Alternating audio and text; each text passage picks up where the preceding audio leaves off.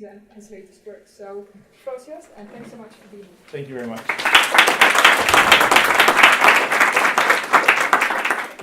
It's a great honor to be here with you today. This is my fourth time to Montreal. I love this city. This is a great city. My wife and I came here on our honeymoon. We're both political scientists, so we went to Ottawa first, but then, a romantic day at the Supreme Court. But then we came here and we came back for our 20th anniversary.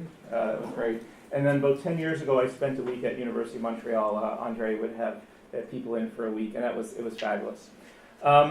Today, I want to talk about two things that have taken over my life. One is how people make decisions when they don't know very much, which fortunately for me is just about always. And then the other question is how to convey complex ideas to diverse audiences, where by diverse I mean people who could hear you interpret what you're saying in different ways. So those are the two things that I work on. I do academic work, but over the years I've become more involved in helping organizations develop, implement, and evaluate communication strategies. I've worked in the field of science communication for about a decade now, and the leadership positions that I have at the National Science Foundation and the National Academies are places where I've helped those organizations stay true to what we know, but communicate it more effectively using examples and metaphors and analogies. And now I work with a lot of foreign governments, and I'll tell you about that in a second. I'm just trying to improve quality of life through better communication. The origin of the work that I do starts with, it starts with mathematics. So these are actual pages from my early publications. And you might say, what? You don't have to read them. Because that would make you like the sixth or seventh person to do so.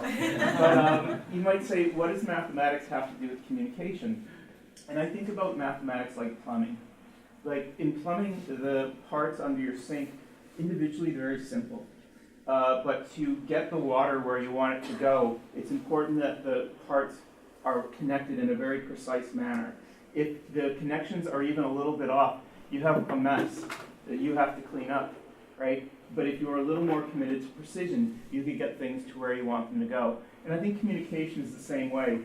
We often have very good instincts. We have very good intentions when we want to communicate something to people. But sometimes we lack a little bit of precision and knowledge about the best ways to do that. And so we create a mess. Like we wanted to create something good, we create a mess. And so I see part of what I am trying to do is help you avoid that. Or another way to put it is, I think that most of the value that I bring to people is helping them learn how not to slash their own tires before they leave the driveway, right? And then anything beyond that's a bonus. But because this is my approach, I look at what people pay attention to and what they remember and how they choose to believe things and what kinds of things stay in memory. And I've been very interested in trying to help improve quality of life with that. So I do science communication, and in recent years I've done more working with governments in troubled places, trying to help them build programs that they can communicate effectively and execute. A place where I've spent the most time is Colombia, and I'm happy to answer questions about this. This gentleman is the president of Colombia, and you may know he's the current Nobel Peace Prize winner. So we've done a lot of work in Colombia trying to just help people understand choices they can make with respect to health infrastructure or education or programs to try and reduce poverty and infant mortality. And there's the execution of those programs, and there's how you communicate them to different people that help support it. And so these things that we do academically about communication, I'm interested in the intellectual part, but the ability to actually put it in action and see it change people's lives is kind of what motivates me at this point, and what led me to write the book. I was just in Guatemala, and we're doing the same thing there. Guatemala is a very troubled country, as you might know. But there are things where there are opportunities in Guatemala where the basic things that we know, where we teach each other, and even maybe rudimentary undergraduate classes, if brought to certain people in the governments of Guatemala, can change how they do things. So I'm just telling you what motivates me, and now I'll get to what we actually do. So you may have heard that we just had an election in my country. It was pretty ordinary. But one of the questions that lots of people ask is, well, why do people cast the votes that they do? So we imagine a typical person, and we wonder about how they're going to vote and what thoughts they might have. And so we're troubled by something because when we talk to people, and I've been running surveys for 25 years, or closer to 30 now, and one of my jobs is just to listen to people. Like, how do they, not to tell them what to think, just to hear them tell their stories about the world. And one of the things we know is that people lack information. If we ask detailed questions about almost any aspect of politics, there's a chance that a lot of people won't be able to give correct answers to these questions. And that worries a lot of people. We worry because we think people who lack information will make bad decisions. All right. So that thought motivates so many people to get involved in politics. It might be through studying things like I do. It might be by being an advocate, right? You work for a nonprofit. You work for a particular political cause. Some of you may work for a party or a candidate. Some of you may work for a network. But you're trying to help educate people. That's what happens in politics. Like all of us in this room, as long as no one was randomly assigned to be here, right? So like we all came here by choice, and so all of us are invested in education in some way or another. So we're often motivated by trying to help people avoid making bad decisions because of things that they don't know. All right. So as we think about what we might do to help the uninformed voter, there's two critical questions we have to ask. So the first one is, who are these uninformed voters? Who are they? And then the second, how do they learn about politics? Right? Or if you want to take out politics and put science or health, we can do that later. But these are the two questions. So let me answer the first one really quickly. Who are these uninformed voters? So I want to tell you a story about myself. It's in the first couple pages of the book. You gave me a lovely introduction, and sometimes people say nice things about me, although most of the times they say other things. But I'm seen as an expert on political knowledge. And so I'm going to tell you something about myself. In the United States, over the last 12 years, there's been an average of 200 laws passed per year by the United States Congress. Okay? In my state of Michigan, they also pass about 200 laws per year on average, 15-year running average. And in my city passes ordinances, which are like laws. They pass about 100 of those a year. And what I can tell you is I could name almost none of them. I actually have read the Affordable Care Act, also known as Obamacare, all 927 pages. Be happy to talk. Unlike most of the people who comment about it in public, I've read it. But the point is, I know almost nothing about these. And I'll tell you something else about law in the U.S. When Congress passes a law, if you've ever read a law, it's often pretty vague. It's a statement of principle, but it doesn't tell the people on the ground exactly what they're supposed to do. So we have a rulemaking process. So you go to an administrative agency, and they have to write down rules, and the rules are entered in something called the Federal Register. Okay? A single page of the Federal Register is about 8.5 by 11, 9-point font, single space, 2 columns. In a typical year, over the last 15 years, the number of pages dedicated to rules, right, new rules, in the Federal Register in a given year is 82,000 pages. Right? And every single one of those words has the full force of law. Okay? So, when we come to the question, who are the uninformed voters, what I want to tell you is there's two groups of people in my country, okay? One understands that they're almost completely ignorant of almost everything that happens in politics. The second group is delusional about how much they know. There is no third group. Okay? So the uninformed voters is all of us. Okay? So that could be that could bum you out, or you could think, well, this is an opportunity, because now the question becomes, okay, but we have these decisions to make, and how do we make decisions that we'd be happy with? How do we make decisions that reflect our values or reflect what, something in life we're trying to accomplish for ourselves, our communities, our families, our country? And so that's what I want to focus on, how we help people make the decisions. Because you can't know everything. So there's this the fictional story that my side knows everything and the other side is ignorant. Just not empirically sustainable. All right? So, what does this person think about? What do they need to know? All right, so as I study this issue, I'm taking the perspective now not of the voter, but of someone who's trying to help them. So I'm going to call these people educators. So educators are trying to help prospective learners. That's what I'm calling the unwashed, right? That's what I'm calling the uninformed people, right? They are prospective learners. They are people with the potential to learn from us, but no obligation to, right? So we're going to try and teach them something, and they may or may not learn it. So we're trying to help them adapt to limited information, right? Help them adapt to our ignorance, all right? What's the goal? what the educators are trying to do is help these prospective learners align their beliefs and actions with certain facts and values. Okay. Now, what does that mean? This is a move. This is a move I'm making in the book. Issues aren't inherently political. Issues become political at certain points and in certain places because they overlap with the divergence of values in a society. Okay, so the example I like to give is child labor. Right? In the 19th century and early 20th century in America, child labor was a hotly contested political issue. It was one of the hot buttons. You might say, why is that? Well, I grew up on a farm, right? And I can tell you, kids can work on a farm.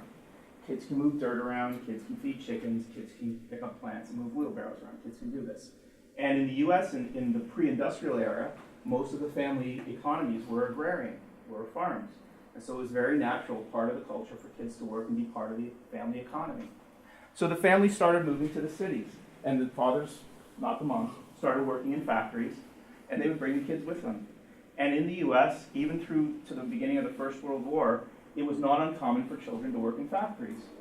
But it was controversial, because on the one hand, you have this cultural story about how, well, children are part of the workforce, and you have another story saying, this doesn't feel right. It feels manipulative, right? The children don't have agency.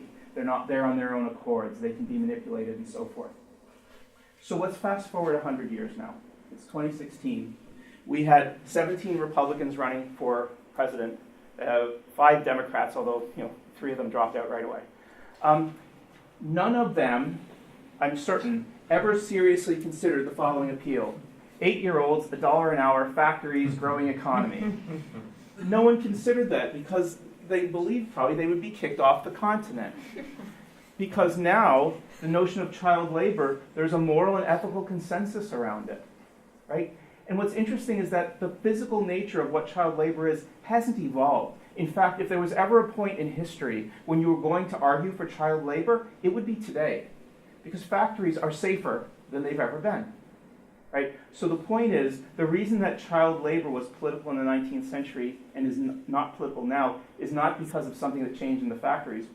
It's because of moral and ethical consensus for it, right? So when we think about what is political knowledge, right? What is the best choice for someone to make in a political domain? If an issue is in the political domain, it's because there's a conflict of values. It's because there's value diversity.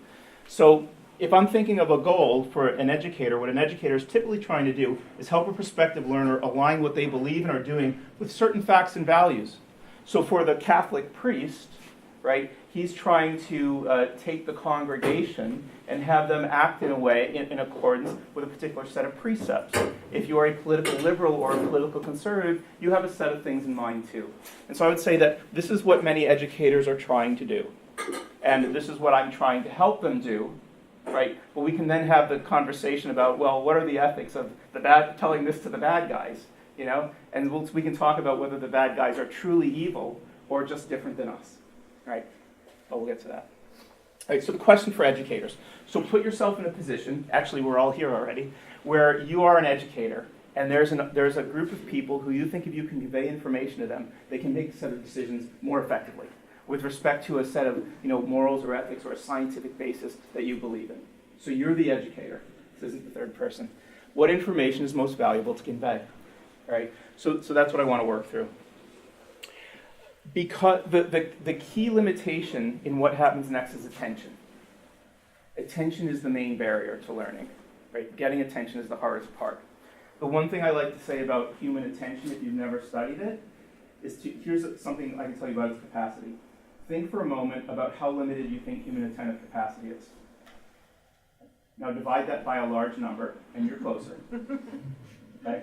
It's extraordinarily limited, and our brains are great at making us believe that we can perceive more than we actually do.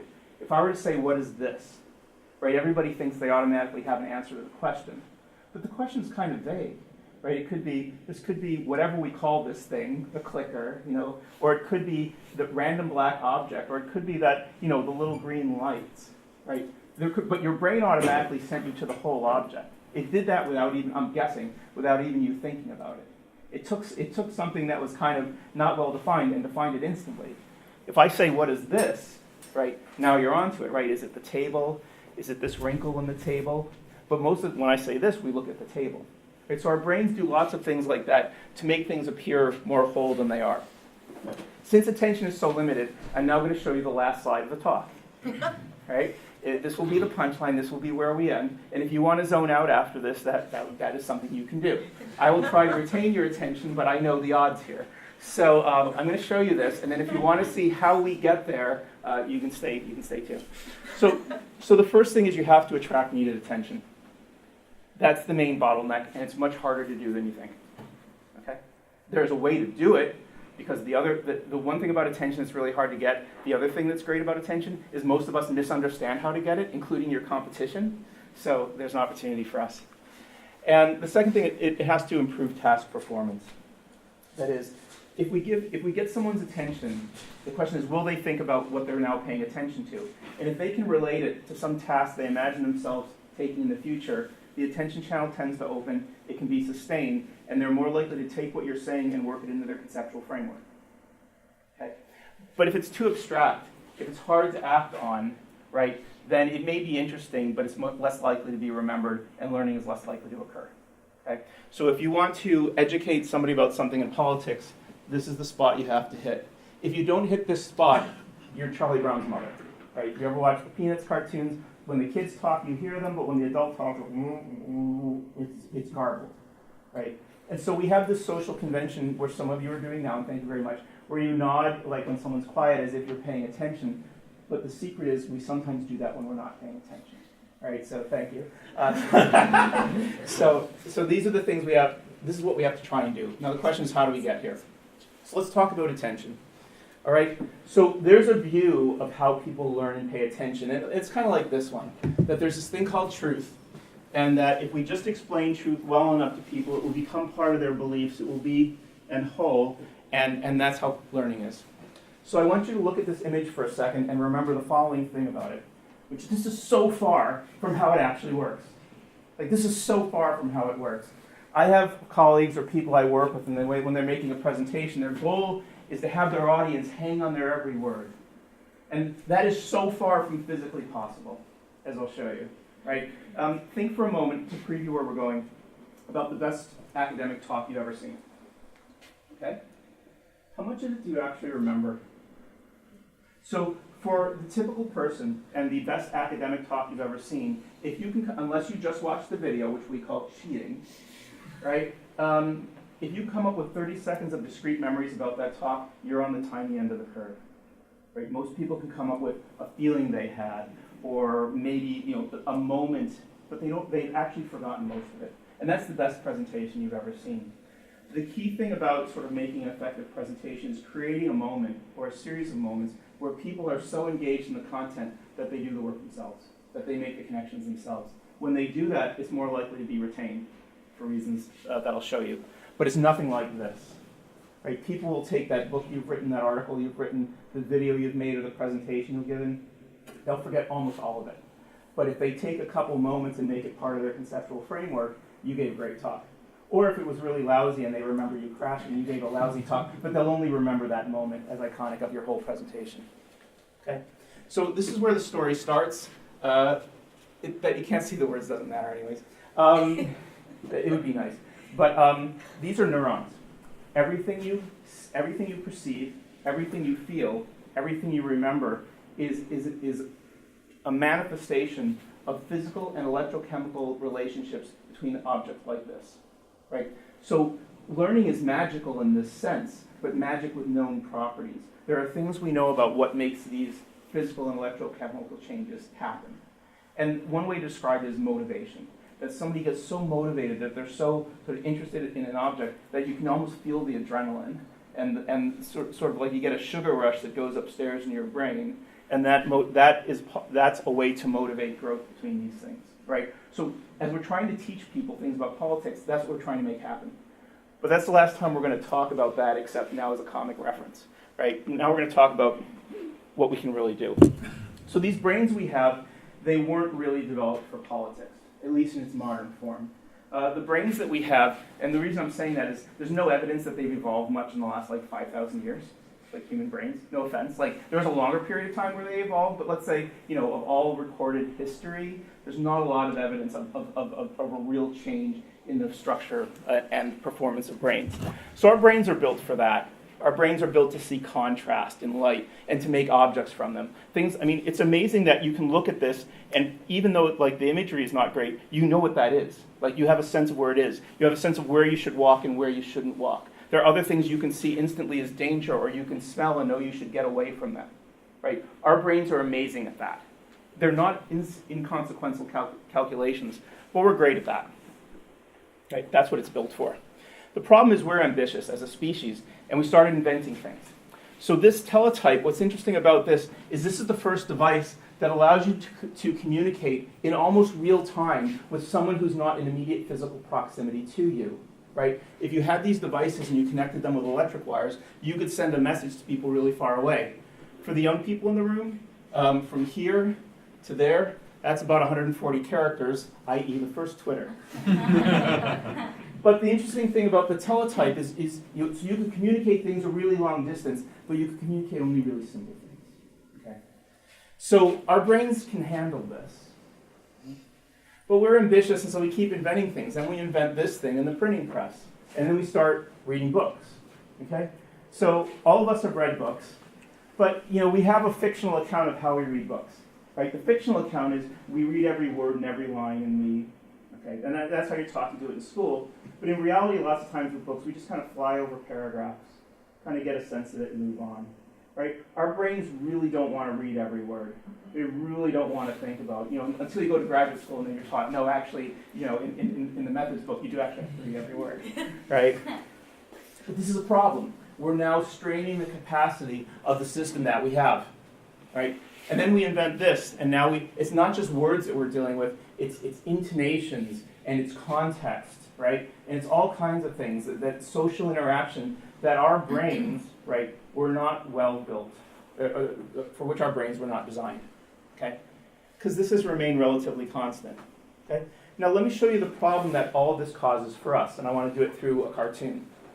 Okay? So the main thing we're gonna realize, or the main thing I want to convey, is the communicative space in which we're trying to educate people is incredibly competitive. It always has been, because even before the internet, you'd say, how many tiles are on the ceiling of this room? So for some of you, I just blew the next 30 seconds of this talk for me, because you're going to count it, right? So, that's bad on me. But the point is, there's so many things, when you figure it out, let me know. I'm curious. When there are so many things that you can pay attention to, but our capacity is so limited, all right? And it's gotten worse. Right, so here's the problem for us. This is a still from the Walt Disney animated movie, Snow White and the Seven Dwarfs. When Snow White and the Seven Dwarfs came out in 1937, it was widely hailed both in the popular press and in the snooty art press, right, as an amazing accomplishment. This movie comes out less than a decade after the first sound movie of any kind. It comes out less than The Wizard of Oz, which was the first motion picture to have any kind of color in it, is coming out within the same year. So you've got a full-length cartoon that is fully synchronized with sound and color. It's not just that. If you watch this movie, they had some 3D effects that wouldn't be apparent. They would put the animation of certain objects on one piece of glass, animation on another, and they would move the glass to give you the illusion of depth. Right? So there were all kinds of technical things done in this movie. It was a marvel. Now I don't know who I'm going to insult with this, but I'm going to tell you something else that's also true. If you have small children, or you can rent some for an hour or two, try to get them to watch this movie.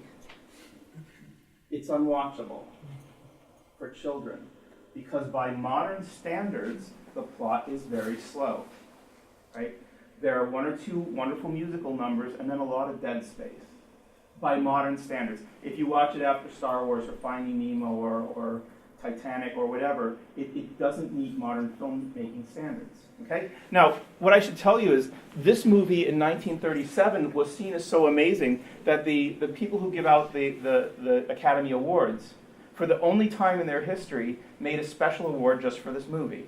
It was a large statue accompanied by 7 small statues, and it was presented by Shirley Temple to Walt Disney. All right? But now, this amazing technical achievement for the target audience is unwatchable. What changed is the competition, right? The old way of presenting this content, right? Now that people have competition, they don't see it the same way anymore, right? Because of these things, right? I teach a class on persuasive politics. Some people I know, and it may be you, would say, well, I have a policy in the classroom, no cell phones, no computer. And that's fine, because we know we're competing with it. I can't do it, because I'm teaching a class on persuasion. If I can't beat Pokemon, I'm not doing my job, right? And so that sounds, but when we go out and try and educate people, we're competing with cat videos and Pokemon for attention, right? We might think that somehow people are obligated to seal off a little bit of their cognition to listen to our high-end intellectual representations of politics. But apparently Pokemon Go is really fun. I did testimony last month in the Canadian House of Commons for a committee that's considering electoral reform. And I did my little Pokemon spiel just now. And one of the legislators got really angry. He said, I love Pokemon, and he explained what level he was at and kind of all the guys that he had. So it's on film. You can type my name in the word Canadian House of Commons. You can see which legislator went off on me for making fun of Pokemon. But in any case, the competition's always in the room.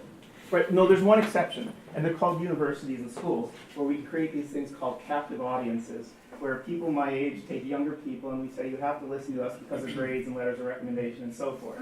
So that's an exception. But when we go out into the world, we're competing with all of this, right? And you might say, how are we ever going to teach people about civic education and politics?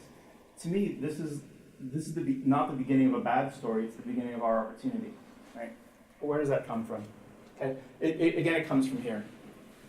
So here's now the way that we start to build a means of conveying information that is useful to people, right? Capacity, 7 plus or minus 2. So people are wondering, what is this attentive capacity we're dealing with, and how much information can we give to people, and how should we give it? In the 1950s, Miller and a bunch of his colleagues tried to gauge how much we can think about at a single moment. What's the capacity? And they did it through reading comprehension tests. A lot of other people have done tests like this since then, and what I'm going to tell you is that all of the results are within, roughly a standard deviation of what I'm going to show you, even though I'm even showing you one right there. So 7 plus or minus 2. What's the currency here? The currency is a chunk. That's the actual word, the actual technical term. And a chunk is something you can think about without thinking about it.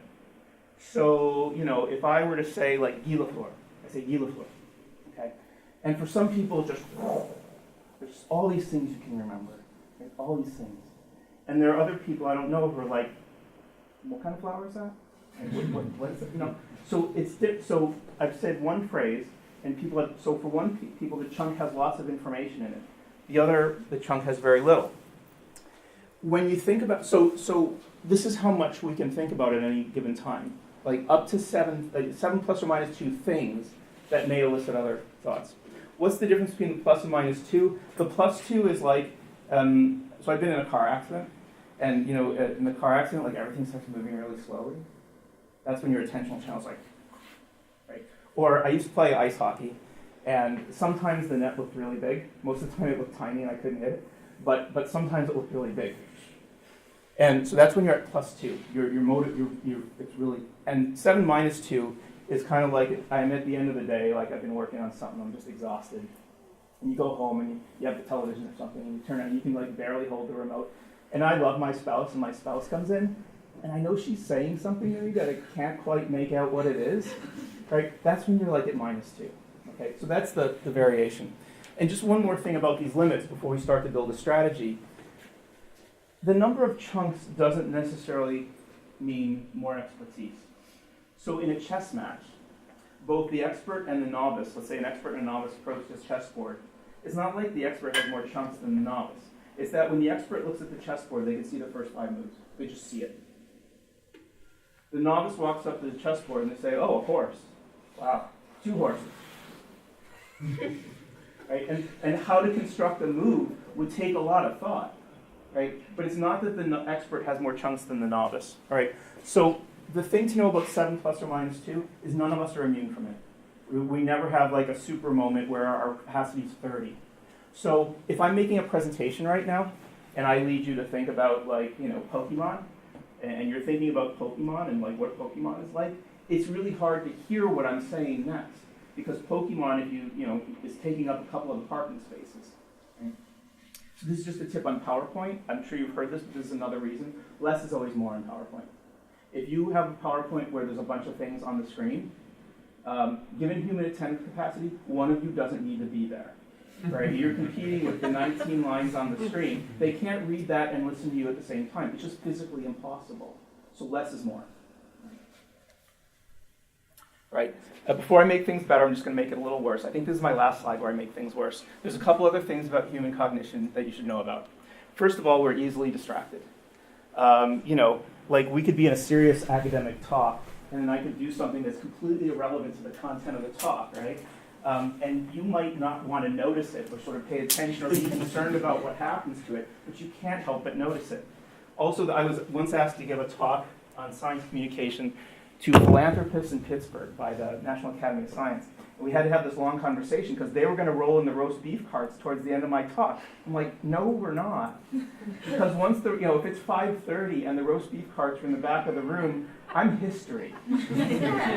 Right? These are just things, we're easily distracted. Another thing about us as human beings is we love quick and simple explanations. We love them. We love them so much that we had to invent graduate school to break ourselves of this habit, right? So like in elections, like in the US, if people say, well, why'd you vote for Trump? It's like, I want to make America great again. Yeah. Why else? America. I mean, a single sentence explanation, if it's true what you're doing, it can end the conversation, and it absolves you of having to think about painful things. I mean, we love single-factor explanations. If we can find them, we love them, right? And finally, I think a lot of you would call this motivated reasoning. Now, it's had different labels over different years. When I was in graduate school, my background's in mathematics, and when I was first exposed to this topic area, I wanted to believe that I could have an algorithmic representation of how we learn, and that information processing would be through some efficient process. And then for like the next 20 or 30 years, I looked at the data and concluded that nothing like that is possible. Because we often evaluate information, or it's just a different set of algorithms maybe, but I haven't figured it out. We often evaluate information based on how it makes us feel. In fact, what happens is when we see a piece of information, we usually have a feeling about it first. And then maybe later we think about it, although most oftentimes we don't. And the feeling that we have, particularly in politics, is like a fight or flight reaction. So I work with a lot of people who talk about climate change. And I work with one organization where our internal goal is to keep the right from lying and the left from exaggerating, right? With the idea being that if you think climate change is a problem, and then there's a little piece of data that says climate, you want to expect this is the most amazing thing ever, even when it might not be, right? And the other, I want to stay as far away from this as I can. So we all do this, right? Evaluate information based on how it makes us feel. So let's know these things as now we're trying to build an educational strategy. Let's just not pretend that they're attributes of bad character. We could say that they are, but what I'm telling you is these are the rule. They're not the exception. So if we're going to build a strategy, let's build it around these, right? I already said that. So let's look, there's a picture where we break through. Okay. Yeah, that took too long. All right, so how do we get attention? There's three key things. The first thing is our content, whatever it is we're conveying, has to be of immediate relevance to someone's core concerns, right? What's the target audience, the prospective learner? What's their core concerns, right?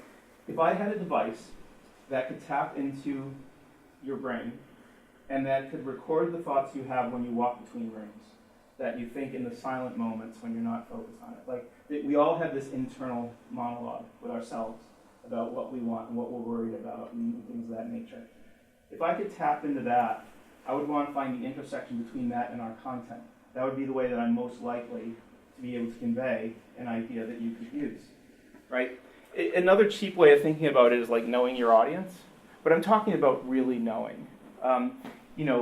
If I give you a piece of information that is threatening to you or that is too abstract, it's really easy to pay attention to things on your phone, right? And that's always there.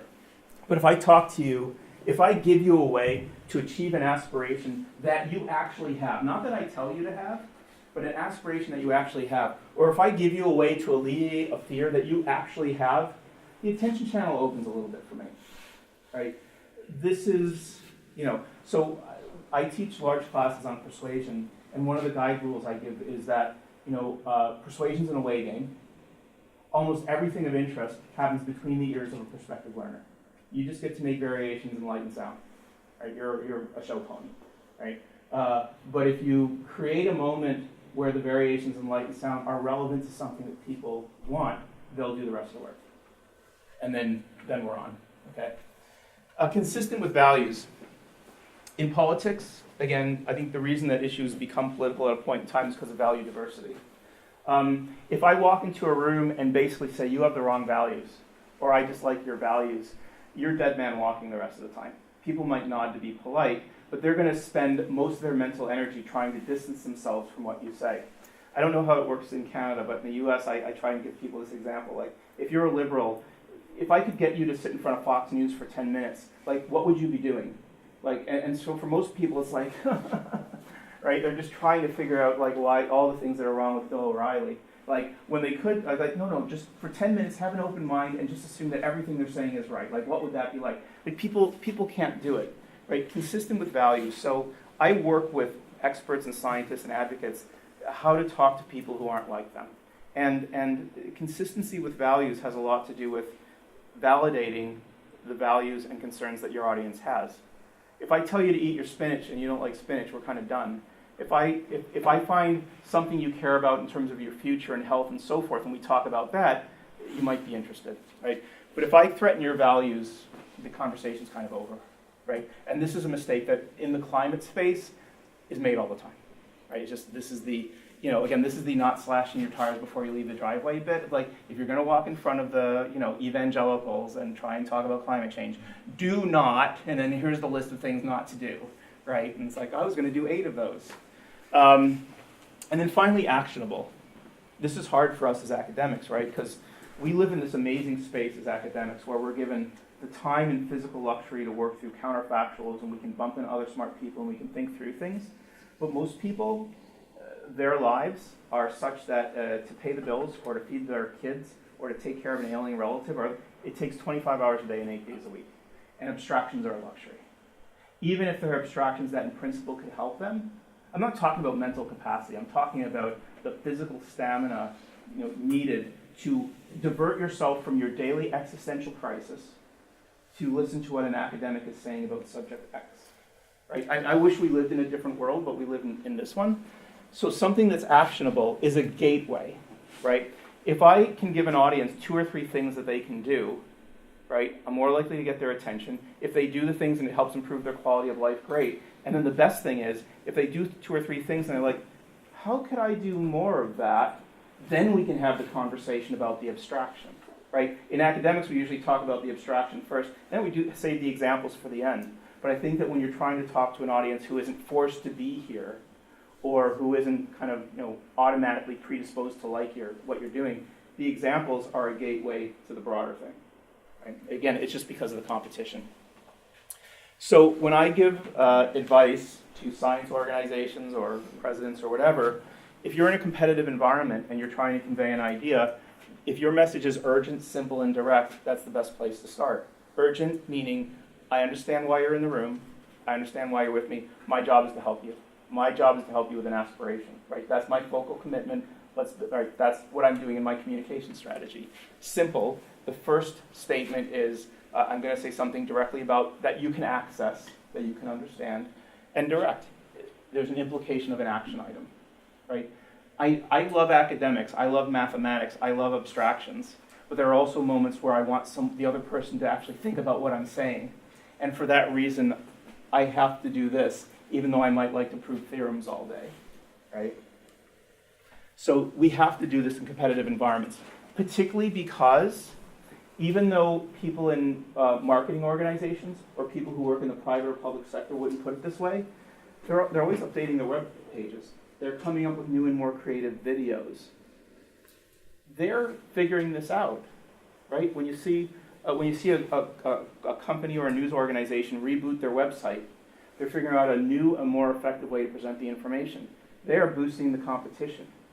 If we stand still and say, well, we're highly intellectual and we have a great knowledge base and we can continue presenting things the way that we used to, right, we're going to lose more of the battles for attention, right? The counterfactual isn't everyone will slow down and listen to our arcane abstract Right? I wish that were the counterfactual. The real counterfactual is they'll listen to people who write better than we do, who are more responsive than we are, and that, like, maybe, things like that. So I think, this goes against some of our instincts as academics, but if we want to be effective educators, we have to compete.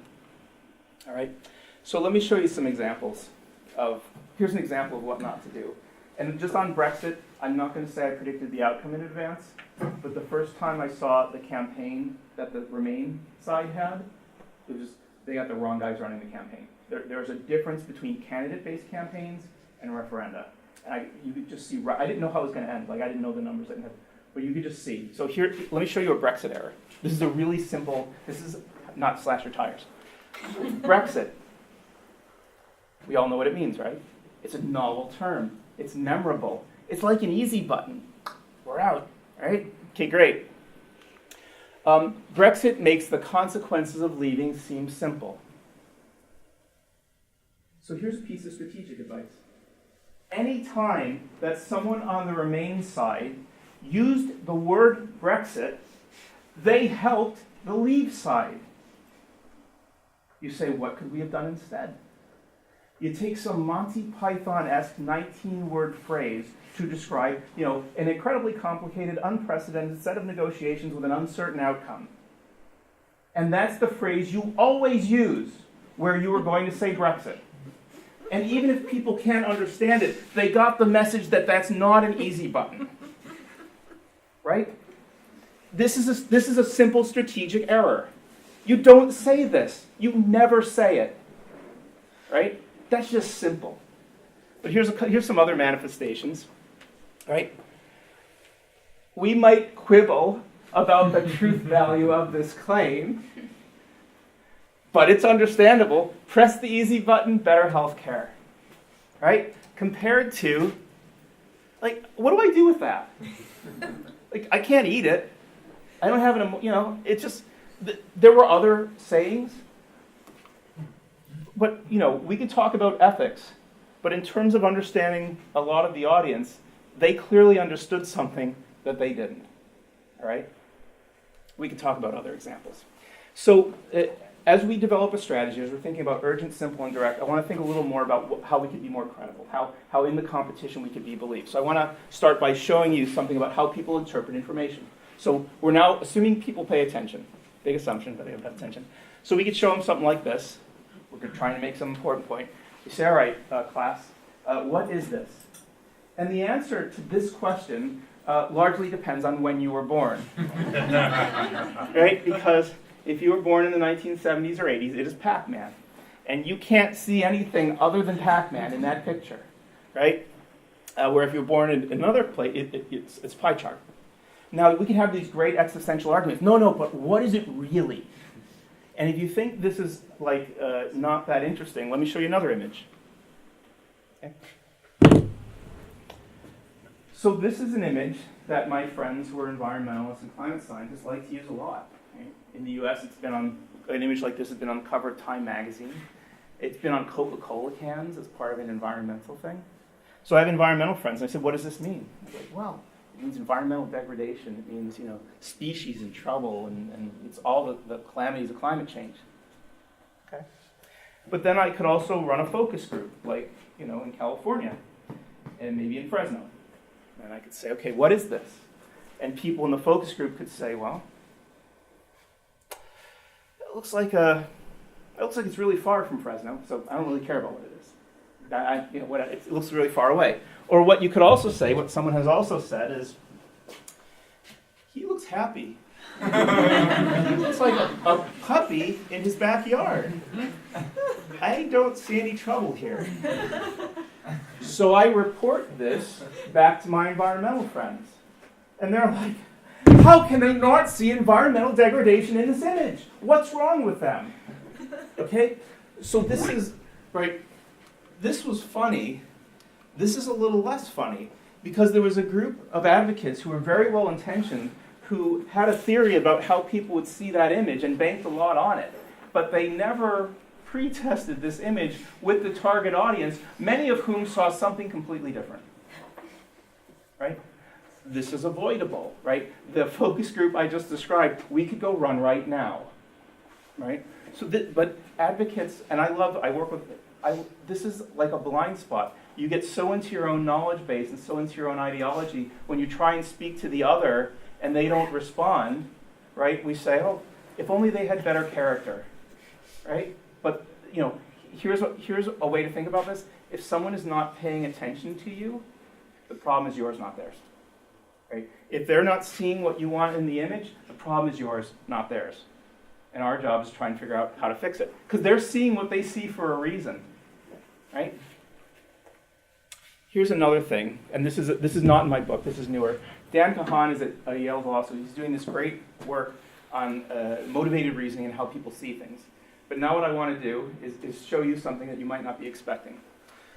So in this debate about climate change that occurs in the US, we have a stereotype, right? The stereotype is all the smart people understand that climate change is really happening, we should do something about it. And then there are the Luddites who deny climate change and they don't want to do anything. That's a great story.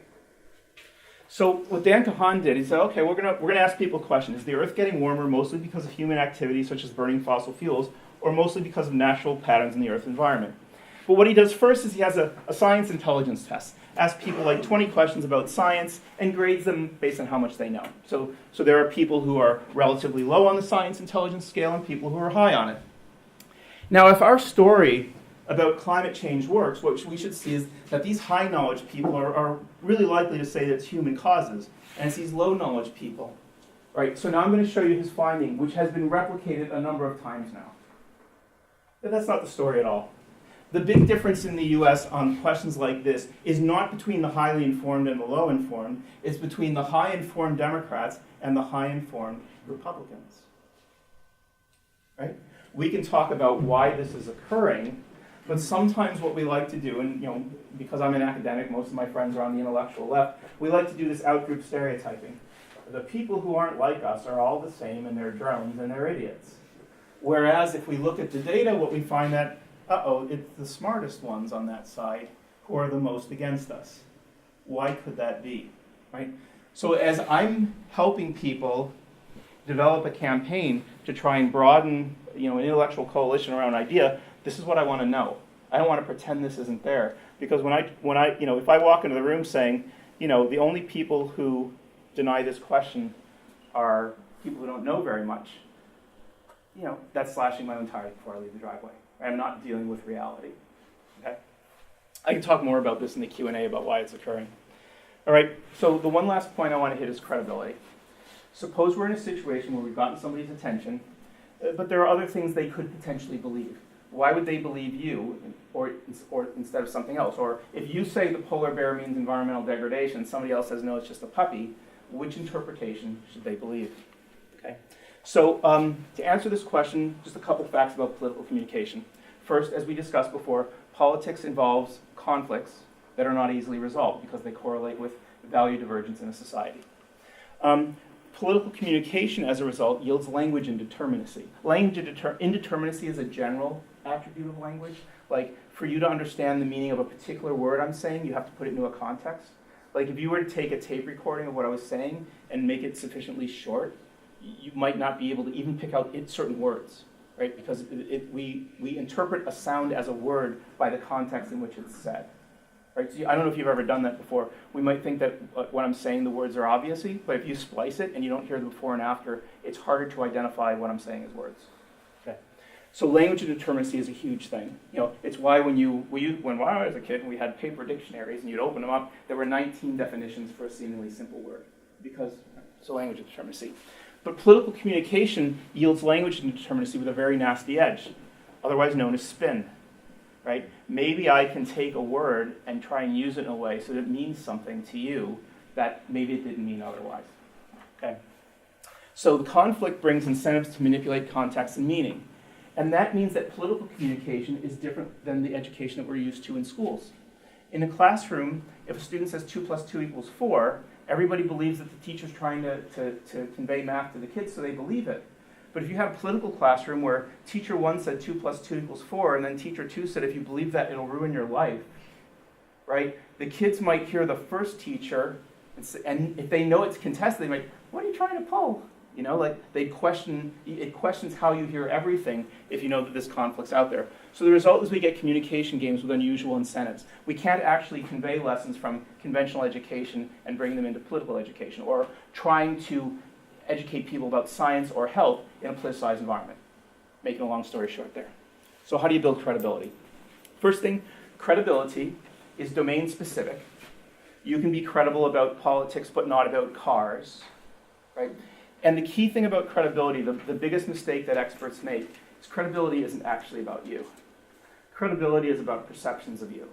Credibility is something that an audience bestows upon you. You can have won 19 Nobel Prizes, right? But if you walk into an audience and they perceive you as having devious intentions, all of your language will be interpreted another way. What matters is the perception, and I'll show you which perceptions matter most. So credibility, just reviewing a large literature, is a function of source attributes, what you believe about the person sending the message, right? Message attributes, what the person actually says. Contextual attributes, where it's said, right? One of the reasons that jury trials work the way that they do is in the typical jury trial, strangers are testifying to the jury. The jury is listening to someone they've never met before and may never meet again, right? And yet they believe them. And one of the reasons is a context is set where you put your hand on a Bible or something like that, and your penalties for perjury. You're building a context where the words mean different things. And then there's audience effects, right? So these are all things we can think about. I want to focus on source effects because they're the things that you and I can affect. If you and I are going in front of a group, or we're going to send somebody in front of a group, what are the key source attributes? Okay? So here's the most technical slide of the whole bunch. So I'll apologize for the technical language, but I'm going to back out of it in a second. Source credibility depends on perceived common interest and perceived relative expertise. So the perception that people need to have about you to be willing to open the attentional channel is that somehow your interests are correlated with theirs, that you want an outcome that is good for them, and that perceived relative expertise, that you know something about this sequence that they don't. If you're a young person, if you're a graduate student, here's a tip. Sometimes sometimes people are nervous to get in front of people because they think you have to be perfect, right? No one's perfect, right? You can provide great value to a room by conveying something you know that can help them that they don't, right? Knowing a little bit more than your audience can sometimes be the greatest way to give them insight of value. But sometimes people feel like they have to present themselves as perfect, and so that just kills their presentation. It makes them all nervous. They set up this performance standard. So that's, just putting that out there. But as a general matter, even if you are not perfect, if people sense that you understand their pain or their aspirations, and you know something about how to get them there, typically they appreciate it if you actually deliver on that, the customer service part of persuasion. But this is the technical statement, and their interaction. You've got to have both. You've got to have both. I could perceive you sympathetically, but think that you don't know anything that I don't, in which case I nod to be polite, but I ignore you. Or I could think that you're very knowledgeable, but you're out to get me. And so I'm going to hear you in a different way. I've worked, this is my early work started with this, and my later work is kind of how do you build and sustain credibility. One of the implications is this values thing. I never dreamed that when I wrote this book, Uninformed, that the longest chapter by far would be about values, right? What they are, how they evolve, and how they affect the strategy for talking to other people. How is the strategy for educating a group different when everyone shares the same values than it is when people have different values? The strategy has to be different. And to make a long story short, when people have different values, you've got to try and find the intersection of common interest, and you build from there. If you don't start from there, you're going to lose part of the group right away. Right? And that's your choice. But if you don't find the commonality, it's really hard to get the rest of the group. So I've gotten to work with filmmakers and lots of people on these strategies. This was a guy who I talked to. This is Richard Alley. He's a very famous geologist. He's a great guy. There's a guy named Jeffrey Haynes Stiles. I think he's based out of Australia. He made this amazing documentary, Earth the Operator's Manual, which you should look at. You should read. But one of the great moves he made in the first minute and a half was to introduce this host. Richard Alley looks like he's from Central Casting for kind of a climate scientist from the left. He's got a scruffy beard, he wears Birkenstocks and whatever. But in the first minute and a half, he tells you I'm a registered Republican, right? I play soccer on Saturday, I go to church on Sunday. I've worked for the oil industry, and I was a member of the IPCC that puts out the big climate assessments. He says, I'm trying, I want to have good jobs, I want to have a good environment, and I'm trying to figure this out, right? This is my journey of how I'm trying to sort these things out. So it's an atypical move. He's telling you something about his values, and the point of this movie was to try and appeal to people who weren't already true believers. The second segment they had in this movie was with the retired head of the armed forces in the U.S. And it's like, what do you think about climate change? It's like, look, we don't debate this. We know it's real.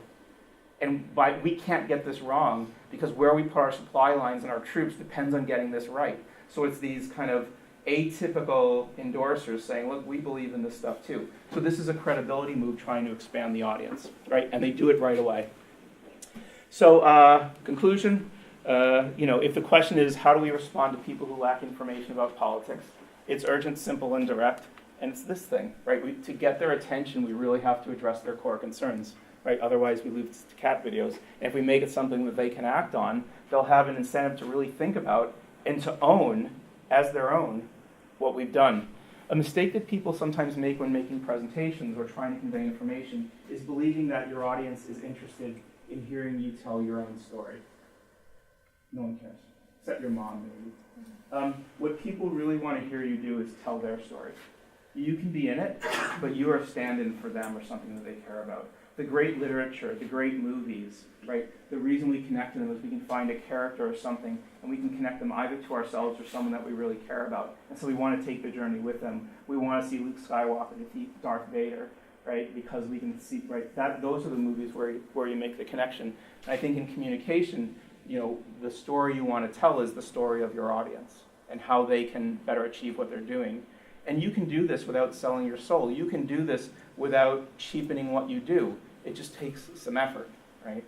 So anyways, that's my story, and there's a book, and I'll answer questions.